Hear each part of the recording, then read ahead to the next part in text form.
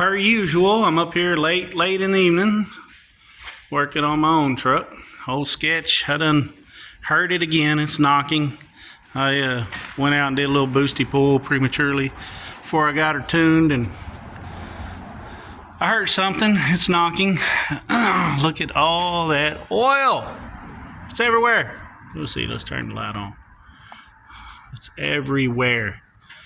So the rear main seal's leaking terribly bad, and I had the O-ring and stuff on the dipstick the dipstick was bent, wasn't fitting right, and blah blah blah, yaggity smackety, wasn't working.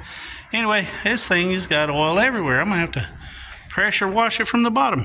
But anyway, like normal, I'm up here to wee hours of the noche, taking my own transmission out, my own engine out by myself. Don't know what's wrong with it yet. It's knocking, and I didn't let it run long enough to try to figure out what it was because I didn't want to hurt it any more than it already is. Might be savable. I just drained the oil. It's a little dark.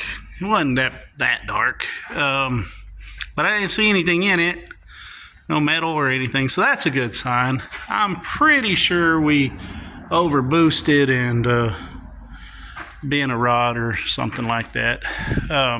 It over boosted when I did my little spirited pull, and it's my own fault. I heard it. But this is the same 6.0 that's been in it, and I cooked the rings back in August. This is what is this? Late March. You know, this weekend is Easter, so this is late March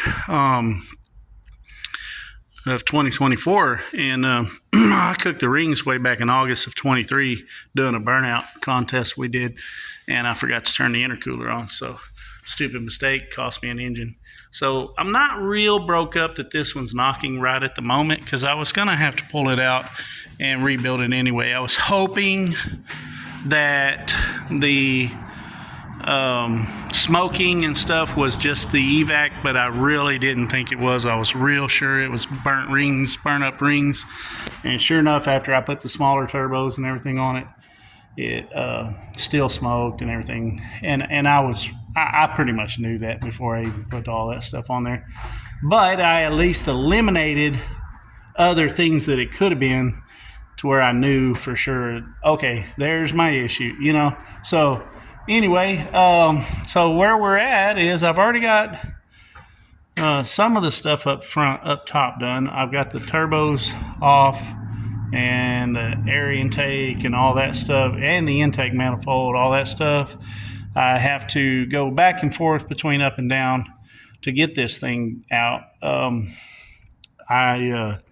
I just loosened my V-bands on my down pipes. That's what that pipe is right there.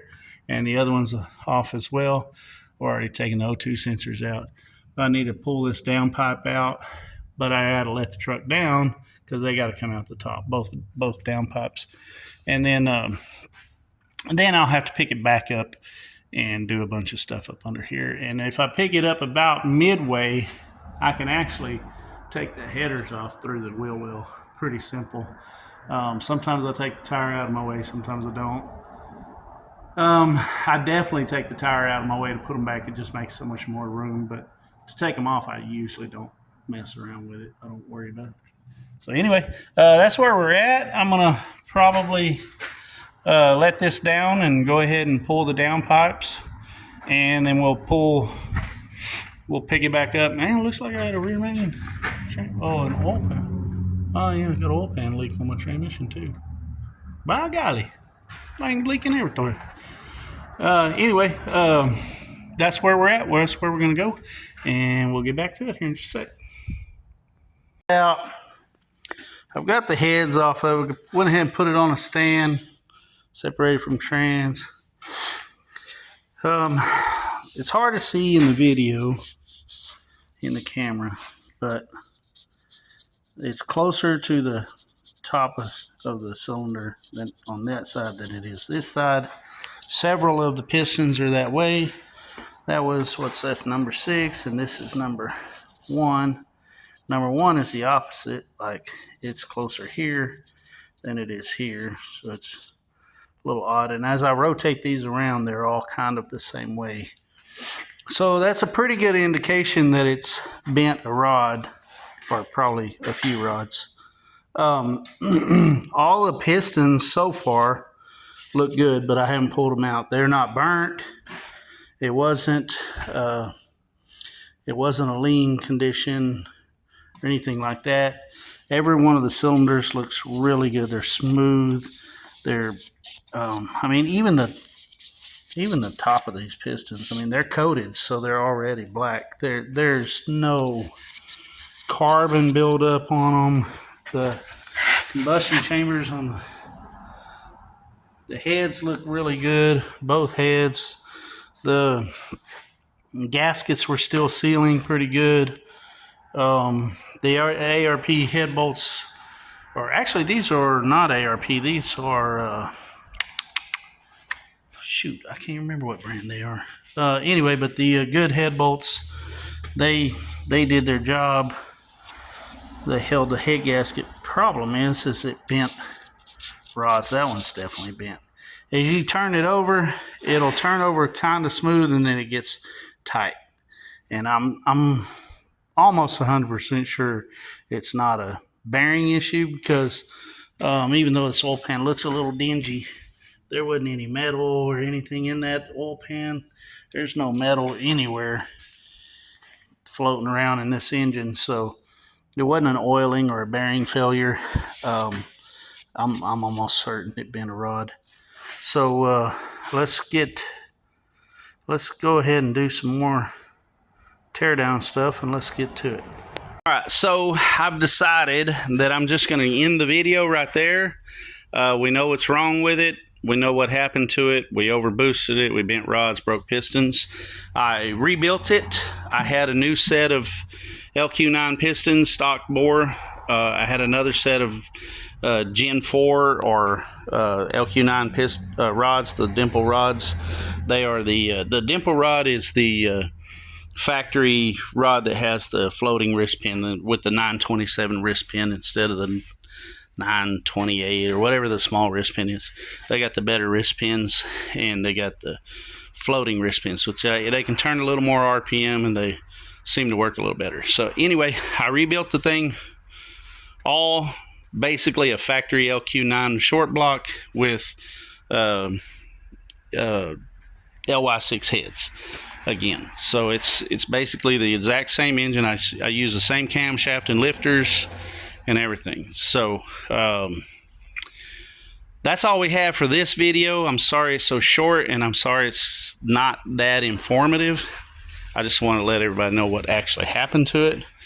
I know I overboosted it. I know for sure I overboosted it because well, there's several factors, but basically I wasn't paying attention, and I let my boost controller go to the moon. So anyway, it's a wonder I didn't really spit a rod out of it. I got lucky that I didn't spit a rod through the block. All I redid was I freshened up the short block. I had another set of heads that already had a valve job and had been milled and springs on them ready to go, so I didn't even reuse the heads that came off of this engine, even though they're exact same head. I honed it here at the shop, and I reused the crankshaft in the block. So basically I built a new LQ9 short block with the LY6 heads, put it all back together, same exact engine combination, and it ran really well until I tried to turn the boost up to about 12 pounds, and I'm pretty sure I've already bent a rod again. So we'll put that in another video. We'll go with, as you can see, the truck's back in the shop finally. This has been several months since I shot the last footage. So anyway, in hindsight, I don't believe a stock 6.0 can handle pretty much. This truck makes 600 on pump gas to the wheels through a 342 gear and a 26-inch tire. Now the truck has 410s and we still got a 26-inch tire. So it's probably putting more to the ground than 600. And that's on pump gas. On race gas, it made 660. So, and this is dyno tuned, so we're not just guessing seat of the pants kind of stuff. So anyway, what I'm trying to say is this thing probably made almost 700 foot-pounds of torque to the rear wheels. So it probably makes somewhere in the 750, 775 foot-pounds of torque range. There's old Alex. Hey, Alex. So it probably makes somewhere in that range in torque, and that's most likely why we're bending rods.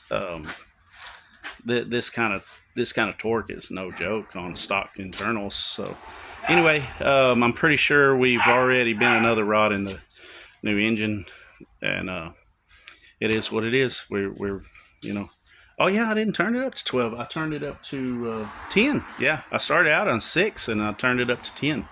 So yeah, and it's already hurt. So that's gonna be on the next video.